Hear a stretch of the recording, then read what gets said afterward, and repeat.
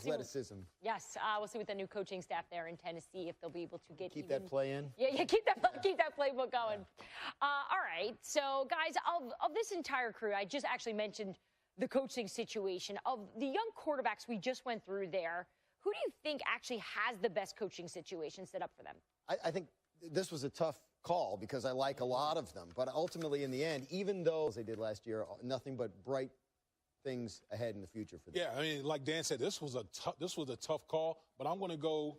I'm going to go with. How about the best offensive line? I feel like Damien, you want to actually, you know what? Let's go with weapons first before we get to the offensive line. Best weapons. So let's go with the best weapons. I said Mahomes. Ooh, I think I look at Travis Kelce. For 2 with Kansas City. You got those fans there. They're tweeting at you right now. A lot of smiley faces. All right, let's move on to the offensive line. Dan, who's in the best spot here?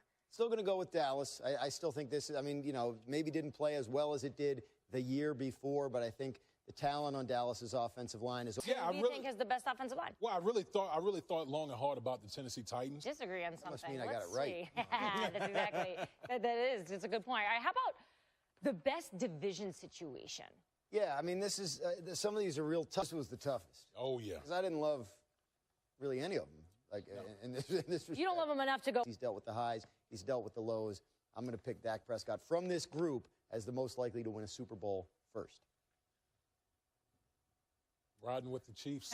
Needs a change. Yeah, I think, and I think you're agreeing with this. Yeah, change of heart. Look, I mean, they benched him for Nathan Peterman out of the blue. Taylor. All right, how about Minnesota, Damien? Our reporter Courtney Cronin thinks Jerick McKinnon should be parting ways. Yeah, I do. I absolutely agree with that. He's an explosive runner, but you got to look what. Meany. He thinks Mohamed Sanu is going to be gone, but. Mohamed Wilkerson. Yeah, Sanu's not going anywhere. He's in Atlanta. Mohamed Wilkerson. So, guys, what actually happened there? Why didn't that work out? Well, there have been all kinds of issues with Mohamed Wilkerson being $16.75 million guaranteed salary. It becomes guaranteed on March 16th. It won't get that far. No. He will be a free agent, and someone will go for it because he's got pass rush skills, and those are in demand. Where do you think he could fit, Dave? Chicago. How about the Bears? Yeah, that's a good one. Chicago. I think Chicago. You know, you can always. Reporter John Kimes suggests that time is up with wide receiver Terrell Pryor. Dan, you agree with this? This just didn't work. I mean, this was a one-year deal. It was a prove-it deal, and he didn't prove it. So, of course, was that he would replace a Deshaun Jackson, a Pierre Garçon, and it just never came through. This is a very talented player who's still relatively early in his career as a wide receiver. Remember, he's a converted quarterback. Yep. So there's a lot more he needs to learn about the craft. And obviously, this was a setback year for him. Yeah, see, Jay Gruden should have went with that and perhaps over Alex Smith. Nah. Oh, him at quarterback? Yeah. How do we think it? Alex. Yeah. Damien, how about our Rams reporter, Alden Gonzalez? He definitely needs, he either needs to step it up or he needs to find a new home. They'd have to eat a lot of guaranteed money to cut him, but it's something that I think is possible. Yeah.